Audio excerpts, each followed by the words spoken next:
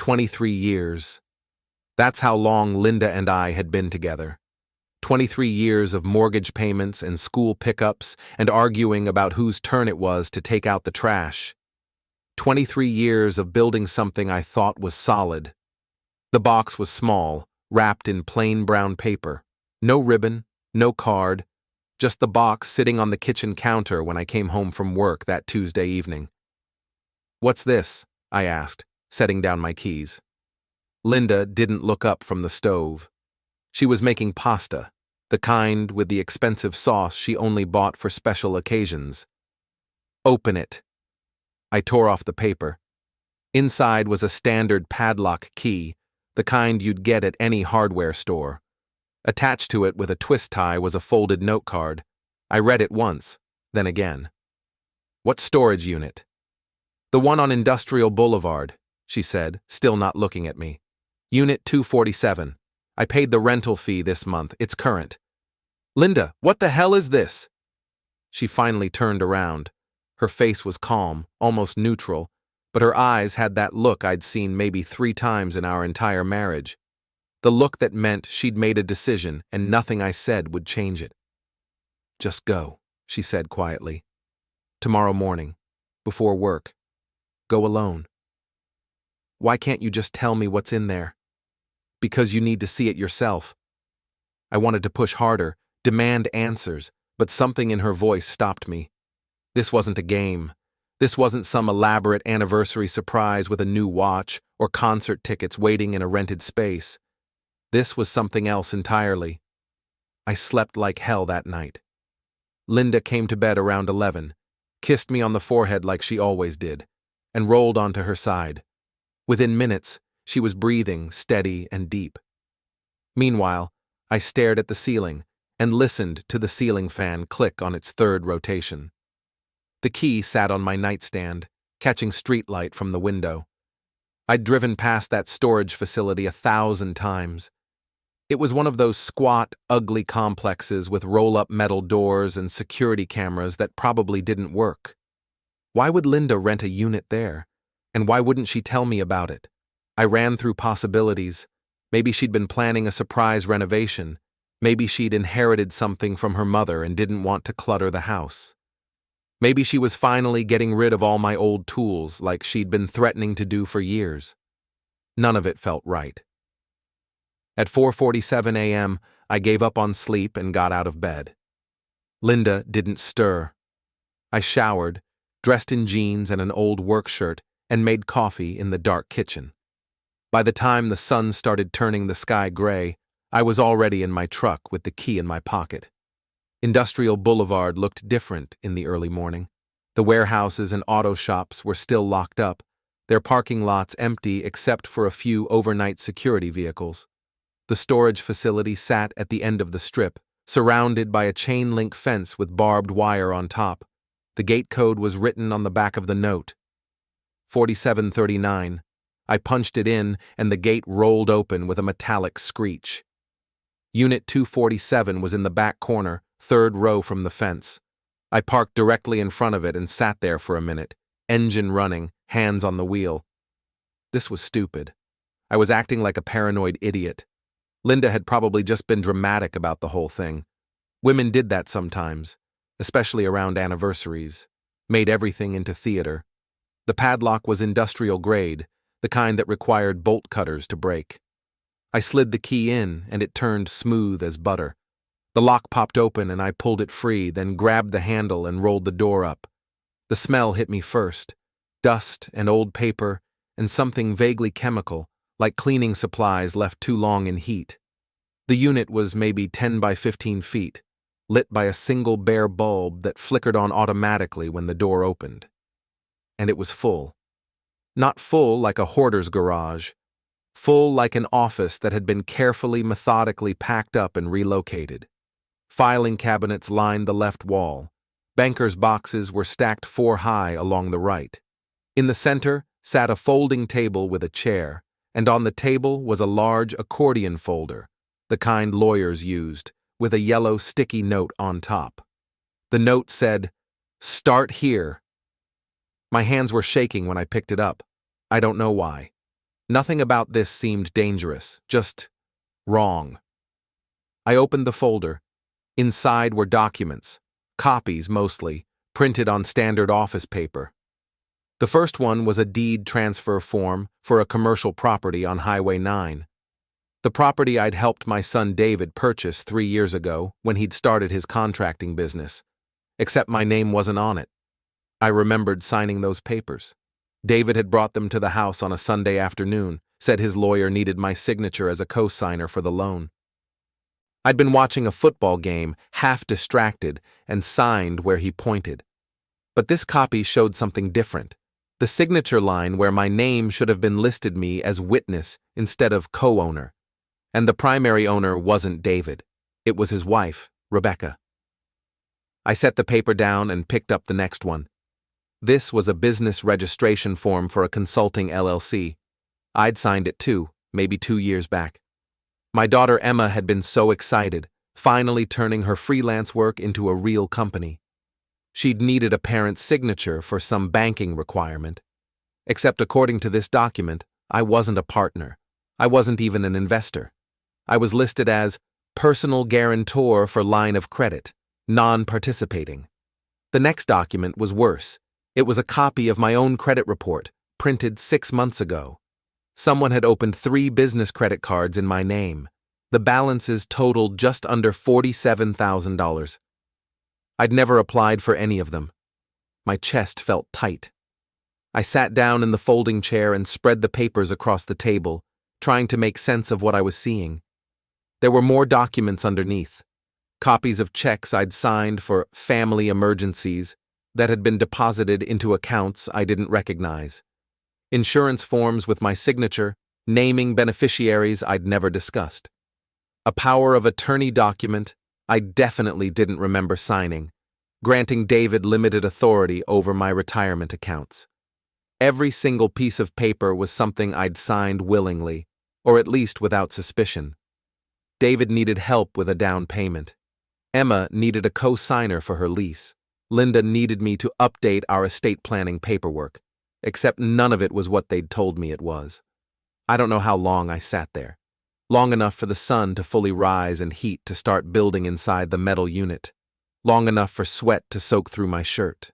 I started going through the filing cabinets next. The first drawer held more financial documents, spreadsheets tracking money movement between accounts, highlighted entries showing transfers from joint accounts Linda and I held into personal accounts I didn't have access to, withdrawal slips with my forged signature. The second drawer was worse. It held personal items from my home office, the office I'd maintained in our spare bedroom for the last 15 years, handling the administrative side of my work as a facilities manager for a commercial property group. My old company badge, the one I'd reported lost 2 years ago. It was here, in this drawer. A backup hard drive I'd kept locked in my desk. Also here. A box of paper files I'd been meaning to digitize. Here. Someone had gone through my office. Someone had taken these things piece by piece, carefully enough that I'd never noticed they were missing. I'd just assumed I'd misplaced them, gotten sloppy in my old age, let things slip through the cracks. The third drawer held something that made my stomach drop. Photographs. Not family photos. Surveillance photos. Me, entering and leaving buildings I managed. Me, meeting with contractors at job sites. Me, having lunch with colleagues. The angles were weird, taken from across parking lots or through windows. Some were printed, some were still in their photo lab envelopes with dates stamped on the back. The earliest was from 4 years ago. I picked up one of the photos. It showed me standing outside a warehouse property on the east side, talking to a man I didn't recognize. According to the date stamp, this was taken on a Thursday afternoon in September, 3 years back. I had no memory of this conversation, but someone had thought it was worth documenting. The accordion folder had a second compartment I hadn't noticed. I opened it and found a composition notebook, the kind kids used in school. The handwriting inside was Emma's. The first entry was dated 5 years ago. Dad signed the paperwork today. He didn't even read it, just trusted me. Rebecca said this is the last piece we need. Once the property transfers, we can start phase 2. Phase 2. I flipped forward. The entries weren't daily, more like monthly check-ins. Progress reports, Emma documenting conversations, signatures obtained, accounts opened, all written in her neat, careful handwriting, the same handwriting I'd seen on birthday cards and grocery lists for her entire life. One entry from 2 years ago stood out. Mom asked me today if I thought Dad suspected anything. I told her no. He's too busy, too distracted. He trusts us. That's his weakness. David said we should feel bad, but Rebecca reminded us that he's had his life. This is ours now. We're just accelerating the timeline. I read that line 3 times. He's had his life. The composition notebook had maybe 30 pages of entries. I didn't read them all. Couldn't. My hands were shaking too badly and I felt like I might throw up. I stood up fast enough to knock the chair over and stumbled out of the unit into the morning sun. The air outside felt too hot, too thick. I bent over with my hands on my knees and tried to breathe. They'd been planning this for years. Not just David, not just Emma, both of them, their spouses, all of them together, systematically using me as a signing machine, a credit source, a convenient authorization for whatever they needed. And Linda had known. Not from the beginning, maybe, but she'd known long enough to find this unit, document everything, and wait until the exact right moment to show me. The question was why? Why now? Why this way? I pulled out my phone and called her. It rang 4 times before she picked up. "Did you go?" she asked. No hello, no pretense. "Yeah, I went."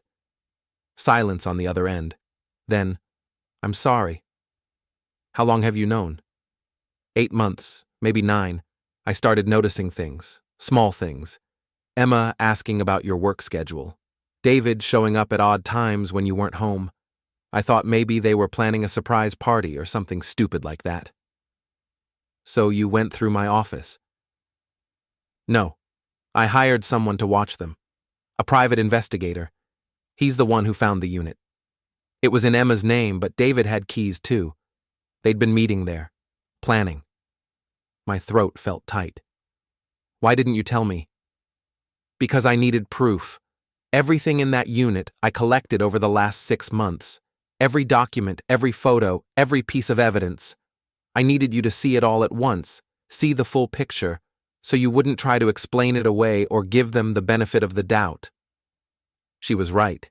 If she'd told me 8 months ago that our kids were scamming us, I would have defended them, made excuses, assumed there was some misunderstanding.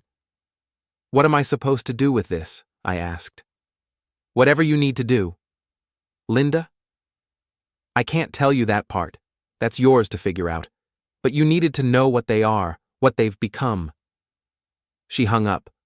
I stood there in the parking lot of that storage facility, phone in hand, watching traffic start to pick up on Industrial Boulevard. Morning commute. People heading to work, thinking about their to-do lists and whether they'd remembered to pack lunch. Normal people living normal lives. I wasn't normal anymore. I'd crossed some line I couldn't see, and on this side of it, everything looked different. I went back into the unit and started taking pictures with my phone. Every document, every page of Emma's notebook, every photograph in that drawer. I took my time, made sure the images were clear and readable. Then I locked the unit back up and drove home. Linda was in the kitchen when I walked in. She'd made more coffee and was sitting at the table with a mug, staring out the window at our backyard. "I need copies of everything," I said. She nodded. "There's a thumb drive in the junk drawer. Everything's already digitized." Of course it was. She'd thought of everything. I found the drive buried under old batteries and twist ties, plugged it into my laptop and confirmed the files were all there.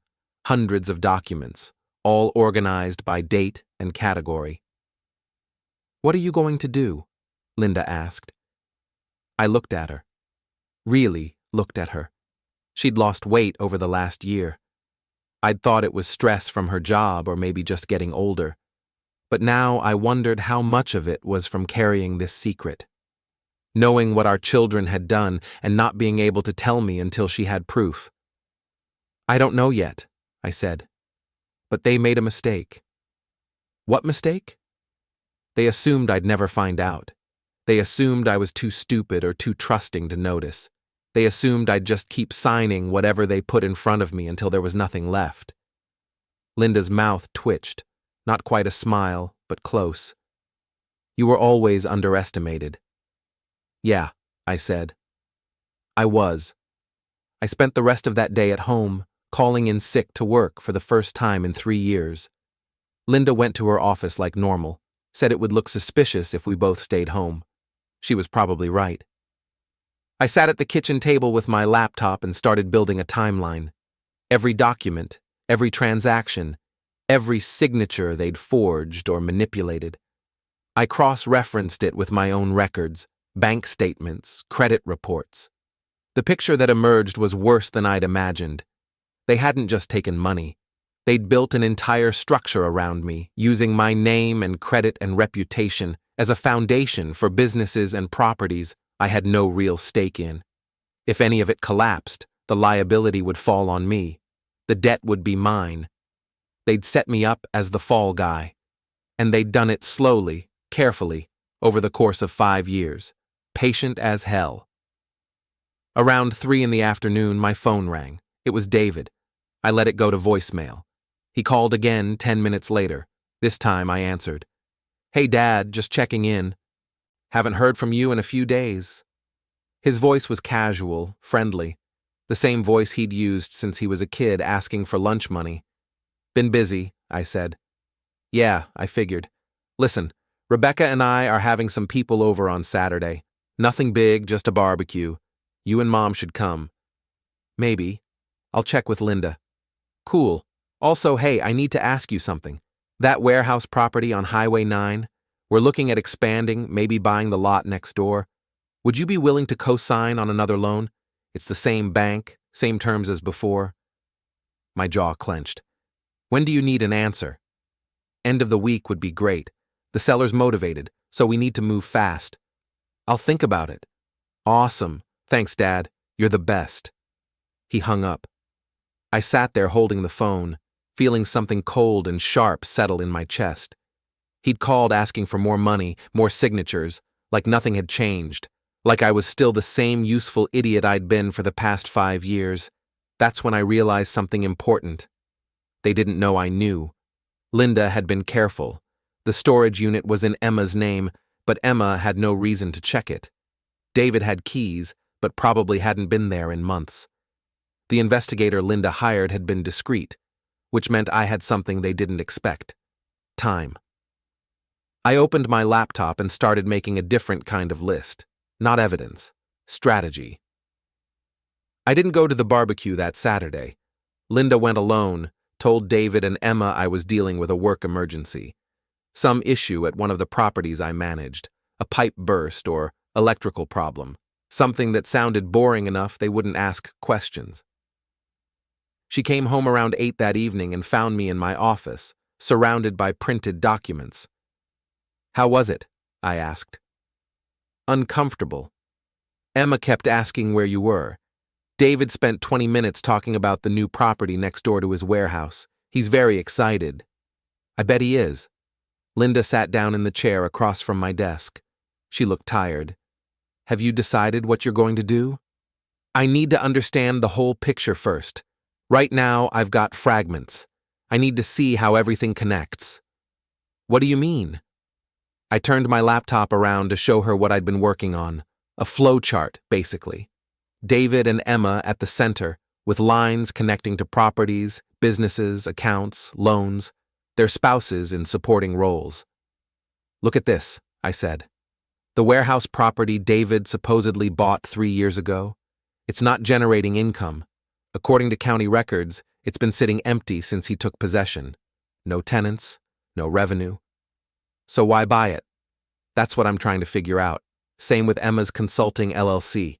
She filed taxes last year showing almost no income. But according to these credit card statements, the business has been spending thousands every month." Linda leaned forward, studying the screen. So they're not actually running businesses. They're just accumulating assets, using my credit, my signatures, my reputation in the commercial property world. If anyone does a background check on David's business, they see my name attached. Same with Emma. They're using you as legitimacy. Yeah, and the question is why? What's the end game? We spent the next 3 hours going through everything again, this time together. Linda had a better memory for details than I did, could recall conversations and dates I'd forgotten. She filled in gaps, pointed out connections I'd missed. By midnight, we had a clearer picture. David and Rebecca were accumulating commercial properties, not big ones, but strategically located ones, near highway exits, near developing neighborhoods. Properties that would increase in value over the next 5 to 10 years. Emma and her partner Blake were doing something similar, but with digital assets. Domain names, websites, social media accounts for businesses that didn't exist yet. Building shells they could sell later. Both of them were leveraging my credentials and credit to make it happen. And both of them were positioning themselves to cut me out entirely once the value reached a certain threshold. There's something else, Linda said, pointing at one of the documents. This power of attorney David had you sign? It's broader than he told you. He can access your retirement accounts, your investment portfolios. He can make transactions on your behalf. My stomach dropped. How much is in those accounts? Last time I checked, around $400,000. $400,000 that David could theoretically access without my permission, without me even knowing. I pulled up my retirement account and logged in. It took 3 tries because my hands were shaking so badly I kept mistyping the password. The balance looked normal, but when I checked the transaction history, there were transfers I didn't recognize. Small ones, $2,000 or $3,000 at a time, moved into a money market account I'd never opened. Over the past 18 months, nearly $60,000 had been siphoned off. Jesus Christ, I whispered. Linda's face had gone pale. Can you reverse them? I don't know. Maybe. But if I do, they'll know I'm onto them. So what? You just let them keep stealing? No. But I need to be smart about this. Right now they think I'm oblivious. That's an advantage. Linda stood up and walked to the window. Our backyard was dark except for the motion sensor light near the garage. I can't believe they'd do this. I can't believe our children would... They learned it somewhere, I said quietly. She turned to look at me. What's that supposed to mean? You tell me. How long have you known, Linda? Really known? Her jaw tightened. I told you. 8 or 9 months. But you suspected longer. You said you noticed small things. When did those small things start? I don't know. A year ago, maybe? So you knew something was wrong and you didn't tell me. I didn't know what it was. I thought maybe Emma was having an affair or David was in some kind of trouble. I didn't think they were systematically robbing us. But you waited. You collected evidence, hired an investigator, documented everything. That takes planning. That takes time. Linda's eyes flashed. Don't you dare turn this around on me. I'm not the one who... I'm not saying you are. I'm saying you waited for a reason. You waited until you had everything you needed to make sure I'd believe you, which means you knew I wouldn't believe you otherwise. She didn't respond. Why? I asked. Why did you think I'd take their side over yours? Because you always have. The words hung in the air between us. Every time there's been a conflict, every time I've tried to tell you that something was wrong with how they were acting, you've defended them. They're young, Linda. They're figuring things out. Cut them some slack. Well, I cut them slack for 25 years, and this is what it got us. I wanted to argue, but I couldn't. She was right. Every time Linda had expressed concern about David's business decisions or Emma's tendency to ask for money, I'd brushed it off, told her she was being too harsh, too suspicious. I'm sorry, I said. I don't want your apology. I want you to fix this. I will. How? That was the question I'd been circling for 3 days. How do you fix something this broken? How do you confront the people you raised, the people you sacrificed for, when you discover they've been using you as a resource to exploit? I need more information, I said finally. I need to understand what they're planning to do next. Once I know that, I can figure out how to stop them. And how are you going to get that information? I thought about David's phone call. The casual way he'd asked for another co-signature, another loan. The assumption that I'd say yes. I'm going to give them what they want, I said. Or at least, make them think I am. Monday morning, I called David back. Hey, Dad, what's up? That loan you mentioned, for the property next to your warehouse. I talked to Linda about it. We're in. There was a pause. Then, seriously? That's great. I wasn't sure you'd go for it. Well, you've been doing good work. The business is growing. Makes sense to expand. Yeah, exactly. Rebecca's been on me to scale up, you know? She thinks we're leaving money on the table. When do you need me to sign? The bank wants to move fast. Can you come by the warehouse tomorrow afternoon? Around 3? I'll be there. Awesome. Thanks, Dad. This is huge for us. I hung up and immediately called my own bank, asked to speak with someone in their fraud department, explained that I'd been the victim of identity theft, that someone had been opening accounts in my name without my knowledge. They took it seriously, froze the suspicious accounts, started the process of investigating the transfers from my retirement fund. It would take weeks, maybe months, but at least the bleeding would stop. Next, I called a lawyer. Not our family lawyer, someone Linda's investigator had recommended. A guy who specialized in financial crimes and asset protection. His name was Gordon Reese, and he sounded like he'd been smoking cigarettes since birth. Gravelly voice, no-nonsense attitude. I liked him immediately. So let me get this straight, he said after I'd explained the situation. Your kids have been forging your signature, opening accounts in your name, and using your credit to buy properties they're keeping for themselves. That's the short version. And your wife knew about this for months, but didn't tell you until she had documented proof? Yeah. Smart woman. Okay, here's what we're dealing with. Criminal fraud, identity theft, possibly elder abuse depending on how a prosecutor wants to frame it. Civil liability for the debts they've accumulated. And a big mess of asset recovery if you want to try getting any of this back. What are my options? Legally? You could go to the police right now, show them what you've got, press charges. But that's a nuclear option. Your kids would likely go to jail, your family would implode, and you'd spend years in court trying to untangle the financial damage. What's the other option? You handle it privately, confront them, force them to transfer assets back into your name, or pay restitution. Get everything documented in writing, signed, and notarized.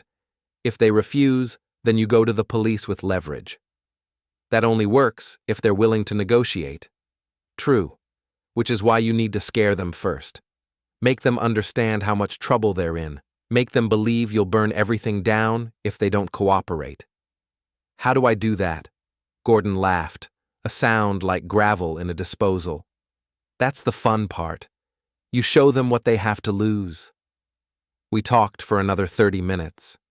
He walked me through what I'd need to document, what kind of paper trail would hold up in court, how to structure a settlement agreement if it came to that. By the time I hung up, I had a plan. It wasn't a good plan. It wasn't even a safe plan. But it was something. Tuesday afternoon, I drove to David's warehouse. It was a squat, ugly building on the east side of town, surrounded by other squat, ugly buildings that housed contractors and equipment rental companies. The parking lot was half full of work trucks and vans. David's office was on the second floor, accessed by an external staircase that looked like it had been added as an afterthought. I climbed up and knocked. Come in. The office was smaller than I expected. 2 desks, a filing cabinet, a mini fridge in the corner. David sat behind one desk, Rebecca behind the other. Both of them looked up when I entered and both smiled. Hey, Dad. Right on time. Traffic wasn't bad. Rebecca stood and gave me a hug. She was a tall woman, athletic, with the kind of confidence that came from always getting what she wanted. "Thanks for doing this. It really means a lot." "Happy to help." David pulled out a folder and spread some paperwork across his desk. "Okay, so here's the deal. The property next door is 2 acres, partially developed. The seller wants $400,000. We're putting down 50, financing the rest. Bank just needs your co-signature on the loan since we're still building business credit." I picked up the loan documents and pretended to read them. They looked official enough. Terms, interest rates, payment schedules, my name listed as co-borrower. "This is a big loan," I said. "Yeah, but the property's worth it. Rebecca's already got clients lined up who want to lease space. We'll have revenue coming in within 6 months." "And if you don't?" David blinked. "What do you mean?" "If you don't get tenants. If the property sits empty like the warehouse you bought 3 years ago. Who pays the loan?" The room got very quiet. Rebecca's smile didn't waver, but her eyes went sharp. "The warehouse isn't empty. We've had several tenants. County records say otherwise." "County records are behind. We've had verbal agreements. Verbal agreements don't generate income, and they don't show up on tax returns." David stood up. "Dad, what's going on?" "I'm asking questions. That's what people do before they co-sign a $400,000 loan." "You've never asked questions before."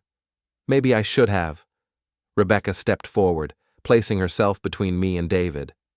"Mr. Brennan, I understand you're being cautious, but we've done our homework.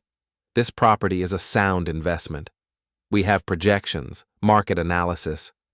Let me ask you something, Rebecca. When you and David bought the first warehouse, who told you I'd co-sign?" "You did. You said you wanted to help David get started." "No, I said I'd help him with a down payment. I never agreed to be listed as co-owner." Her expression flickered, just for a second, but I saw it. "That must have been a miscommunication," she said carefully. "Was it? Because I've been looking at the paperwork from that transaction, and my signature appears in a lot of places I don't remember signing." David's face had gone pale. "Dad, if there was a mistake with the paperwork, we can fix it. We can go back to the bank and—" "It wasn't a mistake." The words came out harder than I intended. David actually took a step back. "I know what you've been doing," I said. "Both of you. I know about the credit cards, the transfers from my retirement account, the power of attorney I supposedly signed that lets you access my finances." Rebecca's jaw tightened. "I don't know what you think you found, but I found everything. 5 years of documents, photographs, a whole notebook Emma kept, documenting how you were using me." David sat down heavily. "Oh, shit." "Yeah," I said. "Shit." Rebecca was still standing, still trying to maintain control. "If you're accusing us of fraud, you should probably have a lawyer present." "I have a lawyer. Had a long conversation with him yesterday, actually. He explained all my options. Criminal charges, civil suits, how long you'd probably spend in prison for identity theft and elder abuse." "We never abused you. You stole from me, systematically, for years. You used my reputation to build businesses you plan to keep for yourselves. You forged my signature on documents I never would have agreed to. And you did it all while smiling to my face and asking me to barbecues." David put his head in his hands. "Dad, I'm sorry. We were going to pay you back, I swear. We were just waiting until the property's appreciated." "Shut up, David," Rebecca snapped. "No, you shut up. He knows. He knows everything. There's no point lying about it." Rebecca's face was red now, anger finally breaking through the professional facade. "We did this for our family, for our future. You were just sitting on all that money, all that credit, not using it. We saw an opportunity." "You saw a mark," I said. "That's all I was to you, a convenient resource. That's not fair. David loves you. If he loved me, he wouldn't have stolen $60,000 from my retirement account." David made a sound like a wounded animal. I turned to leave, but Rebecca stepped in front of the door. "Where are you going?" "Home." You can't just walk out. We need to talk about this. We need to figure out. Figure out what? How you're going to spin this. How you're going to convince me it wasn't that bad. I'm done talking. If you go to the police, you'll destroy us. You'll destroy your own son. Then I guess you should have thought about that before you decided to rob me. I pushed past her and headed for the stairs. Behind me, I heard David calling my name, but I didn't stop. My hands were shaking so badly I could barely get my keys out. I sat in my truck for a full minute, breathing hard, trying to calm down. That had gone worse than I expected. I'd planned to stay calm, lay out the facts, give them a chance to make this right. Instead, I'd lost my temper and burned whatever bridge might have still existed. But maybe that was good. Maybe they needed to know I was serious. I started the truck and pulled out of the parking lot. Didn't see the sedan following me until I was halfway home. It was a gray Toyota, maybe 5 years old. Nothing special. But it stayed 3 car lengths back the entire drive, made every turn I made. When I pulled into my driveway, it drove past and disappeared around the corner. I sat there for a moment, watching the street. 5 minutes later, the sedan came back from the other direction and parked 2 houses down. Someone was watching me. I went inside and called Linda at work. "We might have a problem," I said. Monday morning, I got a call from Detective Patterson. "We've got enough to move forward," she said. "I'm bringing in David Brennan and Emma Brennan Hayes for questioning this afternoon.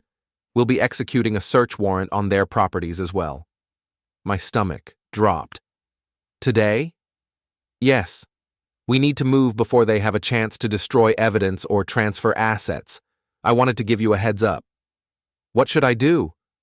"Stay away from them. Stay away from their homes and businesses. Let us handle this." "Are you arresting them?" "Not immediately. This is just questioning, but depending on what we find, arrests could follow within days." After she hung up, I sat in my truck in the work parking lot and stared at my hands. They were shaking again. Seemed like they were always shaking these days. By the end of the day, my children would be sitting in police interrogation rooms, being asked about fraud and identity theft and financial crimes. Their homes would be searched. Their offices. Everything they'd built would be pulled apart and examined. And I'd made it happen. Linda called around noon. "Did you hear?" "Yeah. Patterson called me this morning." "How are you holding up?" "I don't know. Ask me tonight." Emma called me. She was crying, screaming actually. Said I destroyed her life, destroyed our family. Said she'd never forgive me. "She thinks you're behind this?" "She thinks we both are. She said some things I can't repeat. Then she hung up." I closed my eyes. "I'm sorry." "Don't be. She did this to herself." "Maybe. But it still felt like I'd dropped a bomb on my own family." The rest of the day passed in a blur. I tried to work, tried to focus on property inspections and contractor disputes, but my mind kept wandering.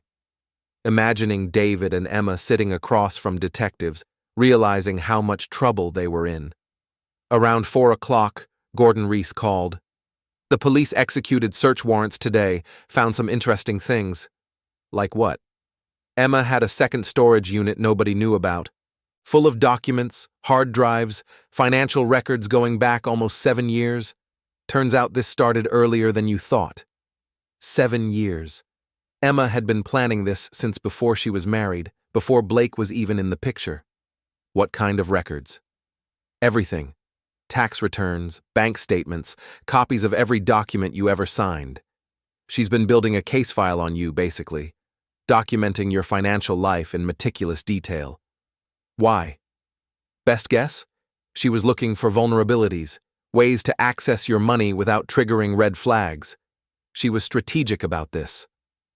I felt sick. What else did they find? "Some things that make the case stronger, some things that make it more complicated. The digital notebook Rebecca mentioned? They found it. It's encrypted, but the forensics team is working on cracking it." "How long will that take?" "Could be days, could be weeks. Depends on how sophisticated the encryption is." "And David? What did they find at his place?" "Not as much. Looks like Emma was the architect, David was more of a willing participant. Rebecca, too. They knew what was happening, but Emma was driving it. That tracked with what I'd seen in the original notebook. Emma documenting, planning, coordinating. David just following along. Are they going to be arrested? I asked. Probably. Patterson's building a strong case. Once they finish analyzing everything they seized today, they'll present it to the prosecutor. If the prosecutor agrees, arrests will follow. How long? End of the week, most likely. I thanked him and hung up, then just sat there in my truck, trying to process everything. 7 years. Emma had been doing this for 7 years, which meant she started when she was 25, fresh out of college, just beginning her freelance career. She'd been young, ambitious, probably frustrated by how slow, legitimate success was coming, and she'd looked at me and seen an opportunity. That hurt worse than the actual theft. Knowing that at some point my daughter had stopped seeing me as her father and started seeing me as a resource to exploit. When I got home that evening, Linda was in the kitchen making dinner. Something with chicken and vegetables that smelled good but I had no appetite for. Detective Patterson called, she said, without looking up from the stove. She wants to meet with us tomorrow, go over what they found, prepare us for what comes next. Okay. She also said the press might get wind of this. Once arrests are made, it could become public. I hadn't thought about that. The humiliation of everyone knowing what my children had done. Neighbors, co-workers, everyone I knew finding out that I'd been scammed by my own family. Great, I said. Linda turned around. We could move. After this is over, start fresh somewhere else. We've lived here for 30 years. I know, but do you really want to stay? Deal with the questions, the gossip, the people who look at us like we're either victims or idiots? I'm not running from this. It's not running. It's choosing peace. Maybe she was right. Maybe once the dust settled, we should pack up and disappear. Find some quiet town where nobody knew us, and we could pretend the last few years had never happened. But that felt like letting them win. Tuesday afternoon, Linda and I sat in a conference room at the police station while Detective Patterson laid out everything they'd found. It was worse than I'd imagined. Emma hadn't just stolen from me. She'd been planning to assume my identity entirely. The digital notebook contained detailed plans for gradually isolating me, making me seem mentally incompetent, eventually taking full control of my assets through conservatorship. She was going to have you declared unfit, Patterson explained. Make it look like you were developing dementia or some other cognitive decline. Then she'd petition the court for guardianship and control everything. Linda's face had gone white. She was going to institutionalize him? Eventually, yes. The timeline suggests she was planning to start the process within the next 2 years. I couldn't speak, couldn't process what I was hearing. My daughter had been planning to lock me away in some facility, take control of my entire life, and drain every asset I had. Why? Linda asked. Why would she do this? Patterson pulled out one of the notebooks. According to her notes, she believed she was entitled to the money, that you were wasting it by not investing aggressively enough. She saw herself as rescuing family assets from what she called conservative mediocrity. Conservative mediocrity. That's what my life's work added up to in my daughter's eyes. There's more, Patterson continued. We found correspondence between Emma and several offshore accounts. She was preparing to move assets out of the country, beyond the reach of U.S. law. When? I asked, my voice rough. The earliest transfers were scheduled for next month. If you hadn't discovered the storage unit when you did, most of your wealth would be gone by Christmas. Linda reached over and grabbed my hand, squeezed hard. We have enough to charge both Emma and David with fraud, identity theft, elder abuse, and conspiracy, Patterson said. Rebecca will likely face charges as well, though her role was more supportive. Arrest warrants will be issued tomorrow morning. What about Blake? I asked. Emma's partner. He claims he didn't know. Says Emma kept him in the dark about the financial side of things. We're still investigating, but right now we don't have enough to charge him. Convenient. Either Blake was genuinely clueless, or he was smart enough to maintain plausible deniability. "What happens after they're arrested?" Linda asked. "They'll be arraigned, probably released on bail. Trial could take a year or more, but given the evidence, I'd expect plea deals. Most defendants don't want to risk trial when the case is this solid." "What kind of sentence are we talking about?" "Depends on the charges they plead to. Could be probation with restitution. Could be prison time. That's up to the prosecutor and the judge." "Prison. My children. In prison." I stood up abruptly. "I need some air." Outside the police station, I leaned against the building and tried to breathe. The afternoon sun was too bright, the air too hot. Everything felt wrong. Linda came out a minute later. "You okay?" "No. We can still drop this. It's not too late." "Yes, it is. They were going to institutionalize me, Linda. They were going to take everything and leave me in some facility drooling into a cup." I know. But is this really better? Watching them get arrested? Watching their lives fall apart? I don't know what's better. I just know I can't let them get away with it. She nodded slowly. "Then we see this through." That night I couldn't sleep. Lay in bed staring at the ceiling, listening to Linda breathe beside me. Tomorrow, the police would show up at David's house and Emma's house, would put them in handcuffs, read them their rights, take them away while their spouses and children watched. I'd done that. I'd set that in motion. And I still didn't know if it was the right choice. Around 3 a.m., my phone buzzed. A text from an unknown number. "You're making a mistake. There's still time to fix this. Call off the police and we can work something out." Emma. Reaching out one last time, trying to convince me to back down. I almost deleted it, almost blocked the number and tried to go back to sleep. But something made me respond. "Too late. You made your choice. Now live with it." 3 dots appeared, showing she was typing. They stayed there for almost a minute, then disappeared. No response came. Wednesday morning, I got the call from Detective Patterson at 9:47 a.m. "Arrests have been made. David Brennan and Emma Brennan Hayes are in custody. Rebecca Brennan is being processed now." "Where are they?" "County jail. They'll be arraigned this afternoon, probably released on bail by tonight." "Can I see them?" "I wouldn't recommend it. Not until after arraignment at least. Emotions are running high." She was right. Seeing them now would just make everything worse. The courtroom was smaller than I expected. Wood-paneled walls, fluorescent lights, that institutional smell of old paper and cleaning chemicals. We sat in the back row, trying to be inconspicuous. David and Emma entered first, flanked by their lawyers. Both were dressed conservatively. David in a dark suit, Emma in a simple dress. Both looked thinner than I remembered, worn down. Rebecca came in separately, sat in the front row behind David. Blake wasn't there. The judge entered, and everyone stood. He was an older man with gray hair and reading glasses, the kind of judge who'd probably seen 1,000 cases like this and developed a professional detachment.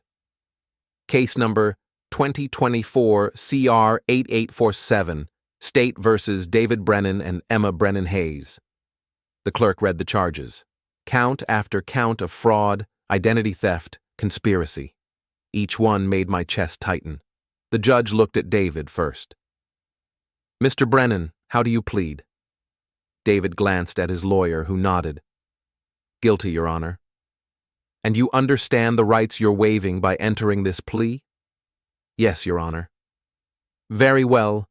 The court will now hear your allocution. Please describe in your own words what you did." David's lawyer stood. "Your Honor, my client has prepared a statement." "Proceed." David pulled out a piece of paper. His hands were shaking badly enough that I could see it from the back row. I stole money from my father. Over the course of 5 years, I forged his signature on documents, opened accounts in his name, and transferred money from his retirement accounts without his knowledge or permission. I used his credit to purchase properties that I claimed were for business purposes, but were actually for my personal benefit. I lied to him repeatedly about what I was doing. I betrayed his trust. His voice broke on the last sentence. The judge waited. Is there more? I was planning to have him declared incompetent, to take control of his assets through guardianship. I knew this would hurt him, but I convinced myself it was justified because I thought I could use the money better than he could. I was wrong. I'm sorry. The apology sounded hollow, scripted, but he'd said it. The judge turned to Emma. Ms. Brennan Hayes, your plea? Guilty, Your Honor. Allocution? Emma's lawyer stood. My client is prepared to provide a detailed statement. Go ahead. Emma didn't have notes, just stood there, staring straight ahead. I orchestrated the fraud. I researched methods, documented my father's financial information, and created a long-term plan to access his assets. I recruited my brother and sister-in-law to participate. I kept detailed records of everything we did, including plans to eventually take full control of my father's finances by having him declared mentally incompetent. I maintained this deception for over 5 years. I knew it was wrong, but I justified it by telling myself that I was entitled to the money, that I deserved it more than he did. That was arrogant and cruel. She paused, took a breath. I didn't just steal money. I stole trust. I destroyed my relationship with my father, and I hurt my mother. I betrayed everyone who cared about me because I was greedy. I accept full responsibility for what I did. The courtroom was silent. The judge removed his glasses and cleaned them. Ms. Brennan Hayes, in my 30 years on the bench, I've seen a lot of cases. But I've rarely seen premeditation this extensive or betrayal this calculated. What you did to your father goes beyond typical fraud. It was a systematic exploitation of the person who gave you life. Emma's jaw clenched, but she didn't respond. The judge put his glasses back on. Rebecca Brennan, approach. Rebecca stood, trembling. Your plea? Guilty, Your Honor. Allocution? I knew what David and Emma were doing. I participated by providing support and helping to hide the evidence. I should have stopped them, but I didn't because I benefited from the money, too. I'm guilty of conspiracy, and I accept responsibility. Brief, mechanical, but legally sufficient. The judge reviewed some paperwork. Very well. The court accepts your guilty pleas. Sentencing is scheduled for 4 weeks from today. The restitution agreement as outlined in the plea deal will be incorporated into your sentences. Anything else? Emma's lawyer stood. Your Honor, my client would like to address the victim if permitted. The judge looked at me. Mr. Brennan, are you willing to hear from the defendant? Everyone turned to look at me. I hadn't expected this. Yes, I said. Emma turned around. For the first time since entering the courtroom, we made eye contact. Dad. Her voice was quiet. I know sorry isn't enough. I know I destroyed something that can't be fixed. But I need you to know that I do understand what I did. I understand that I hurt you in a way that goes beyond money, and I'll spend the rest of my life regretting it. I waited to feel something. Forgiveness, anger, relief. But I just felt empty. Okay, I said. Emma's face crumpled. That's it? That's all you have to say? What else is there? You said what you needed to say. I heard it. We're done. Dad, please, the judge interrupted. Ms. Brennan Hayes, you've had your say.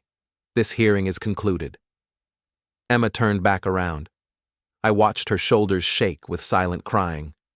David never turned around, never looked at me once. The bailiff led them out. Rebecca followed, glancing back at me with an expression I couldn't read. Linda and I stayed seated while the courtroom cleared. The judge left, the lawyers left. The court staff moved on to the next case. Finally, Linda touched my arm. Ready? Yeah. Outside, Gordon was waiting. How do you feel? He asked. I don't know. It's over, but it doesn't feel over. It won't for a while. The sentencing hearing will provide more closure. And once you start seeing the restitution payments, once you get your assets back, it'll feel more real. What happens if they can't pay? If they don't have enough to cover the full restitution? Then they'll be in default of their plea agreement and the court can revoke probation, but based on the asset inventory, they should be able to cover it. Might take the full 5 years, but you'll get your money. And then what? Gordon shrugged. Then you move on, rebuild, figure out what your life looks like now. Easy to say, harder to do. That night, Linda and I sat on the back porch with a bottle of wine neither of us really wanted. Do you regret it? She asked. Pressing charges? I don't know. I regret that it was necessary, but I don't regret holding them accountable. Even knowing it destroyed your relationship with them? They destroyed the relationship. I just made them face consequences for it. Linda was quiet for a moment.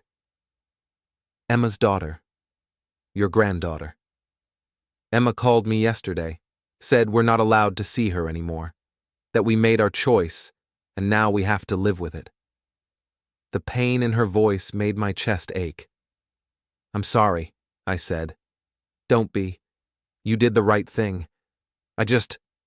I wish there had been another way. So do I. We sat there until the wine was gone and the sun had set, and mosquitoes drove us back inside. Over the next few weeks, things slowly started moving forward. Asset transfers began. The warehouse property was deeded back to me, several business accounts were closed and funds returned. Emma's LLC was dissolved. David's equipment and inventory were liquidated. The financial recovery was happening. The emotional recovery was another matter entirely. I started seeing a therapist. Linda insisted, said I was withdrawing, becoming isolated, spending too much time alone. She wasn't wrong. The therapist's name was Dr. Chen, and she specialized in family trauma. She asked me questions about my relationship with David and Emma, about how I'd raised them, about what I thought had gone wrong. Do you blame yourself? She asked during one session. Sometimes. I must have failed them somewhere. Good people don't become fraudsters. Or perhaps good people make bad choices. Perhaps your children are capable of both love and betrayal, generosity and greed. Human beings are complex. That's not comforting. It's not meant to be. It's meant to be true. The sentencing hearing happened 4 weeks after the plea. Same courthouse, same judge. David and Emma received 5 years probation, 500 hours of community service each, and structured restitution payments. Rebecca got 3 years probation and 300 hours of community service. The judge emphasized that any violation of probation would result in prison time. Emma's planned maximum exposure was 7 years. David's was 5. They all agreed to the terms. What choice did they have? After sentencing, as everyone was leaving the courtroom, David approached me in the hallway. Dad, wait. I stopped but didn't turn around. I know you probably don't want to hear this, but I really am sorry. Not just because I got caught, because of what I did, because I hurt you. I turned to face him. He looked older somehow, like the last few months had aged him years. Do you actually love me? I asked. Or did you just love what I could give you? I love you. I always have. That's what makes this so horrible. I knew I was hurting someone I loved, and I did it anyway. Why? Because I was weak. Because Rebecca wanted more and I wanted to give it to her. Because Emma made it seem so easy, so justified. Because I'm a coward who took the path of least resistance. Those aren't reasons. Those are excuses. I know. We stood there in the courthouse hallway, people moving past us, neither of us knowing what else to say. Finally, David spoke again. Can you ever forgive me? I don't know. Ask me in 5 years. Can I call you? Just to talk sometimes? No, not yet. Maybe not ever. I need time. How much time? I'll let you know. I walked away. Linda was waiting by the exit. You okay? She asked. I did what I needed to do. Over the following months, the restitution payments started arriving. Not huge amounts, a few $1,000s a month, but steady. proof that the plea agreement was being honored. I used some of it to hire a forensic accountant to make sure I hadn't missed any other hidden accounts or schemes. Clean slate, start fresh. Linda and I started talking about the future, about whether we wanted to stay in this house, this town, with all its memories and ghosts. We hadn't decided yet. One evening in late autumn, about 6 months after the sentencing, I was working in my home office when Linda called me downstairs. "Someone's at the door," she said. I looked through the peephole. It was Blake, Emma's partner. He was alone, holding something wrapped in brown paper. I opened the door but kept the screen latched. "What do you want?" "Mr. Brennan, I know I'm probably the last person you want to see, but Emma asked me to give you something." "I don't want anything from Emma." "I understand, but this isn't a gift or an apology, it's just information. She thought you should have it." He held up the package. "It's the encrypted digital notebook, the one the police never cracked. Emma gave me the password. She wants you to read it." "Why?" "She said you deserve to know everything. All of it. Not just what came out in court." I stared at the package. Part of me wanted to refuse it, tell him to leave and never come back. But a bigger part of me needed to know, needed to understand the full scope of what had been done to me. "Leave it on the porch," I said. Blake set it down carefully. For what it's worth, I had no idea what she was doing. When I found out, I was horrified. I've been trying to get her help, therapy, something. He trailed off. "She's what?" "She's not okay. The guilt is eating her alive.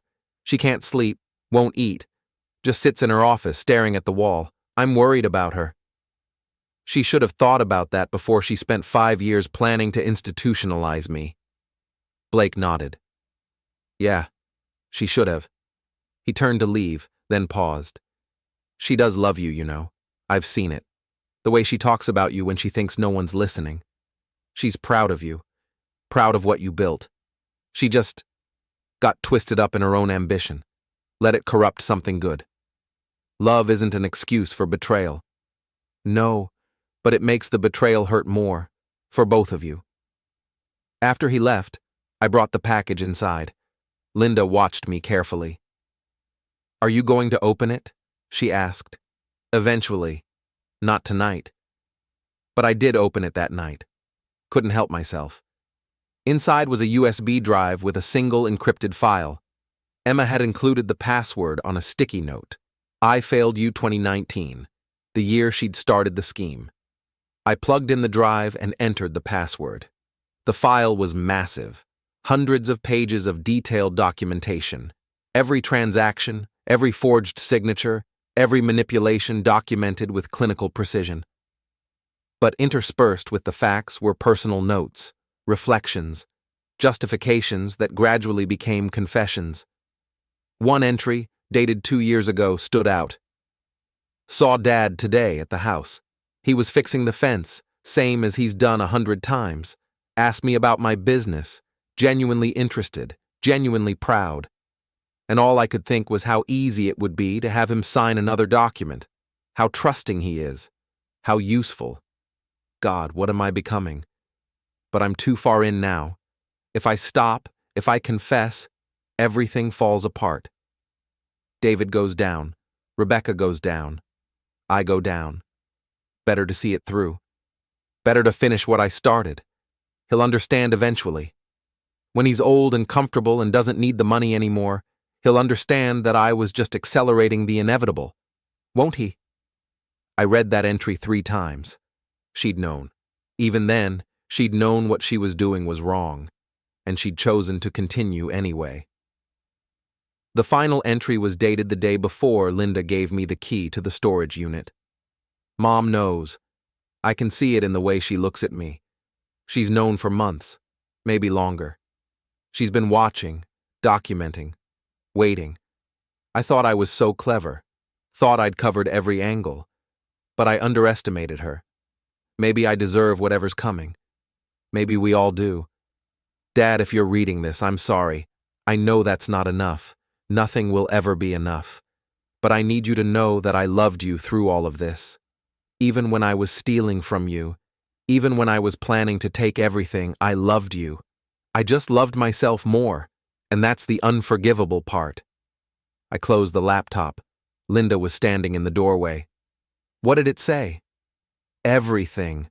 More than I wanted to know. Does it change anything? No, but at least now I understand. She came over and sat next to me. What do you want to do? Nothing. Let it go. Move forward. Can you? I have to. We sat there in the quiet of my office, the laptop between us, the weight of everything that had happened pressing down. Eventually, Linda spoke. I found a house in Vermont, small town, near the mountains. No one would know us there. You want to move? I want us to have a chance at peace, and I don't think we'll find it here. She was probably right. This house, this town, every corner held memories that would never stop hurting. Okay, I said. Let's do it. Really? Really? Let's sell this place, pack up, start over. You were right. It's not running. It's choosing peace.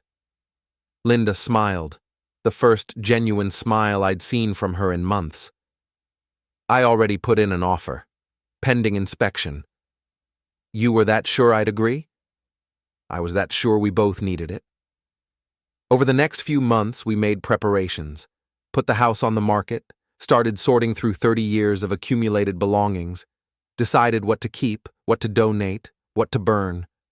A lot of it got burned.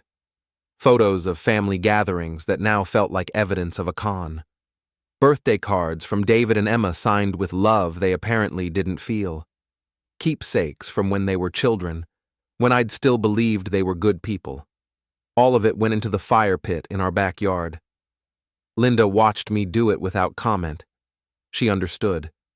The restitution payments kept coming.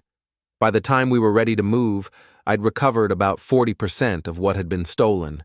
The rest would come over the next few years, transferred to our new bank account in our new state. 3 days before the move, I got a call from an unknown number. Against my better judgment, I answered. Dad? Emma's voice. I should have hung up. What do you want? I heard you're moving. Blake told me. Yeah. Can I see you before you leave? Just once? Please? No. Dad, please. I know I don't deserve it, but I need to say goodbye. I need to… You need closure. I get it. But I don't owe you that. I'm not asking you to forgive me. I'm just asking for 5 minutes. The answer is no, Emma. You made your choices. Now live with them. I hung up. She called back twice, but I didn't answer. Eventually, she stopped trying. The day we left was gray and cold, November in a town that no longer felt like home. The moving truck had already departed with our belongings. We were just doing one final sweep of the empty house. Linda stood in the living room, looking at the bare walls.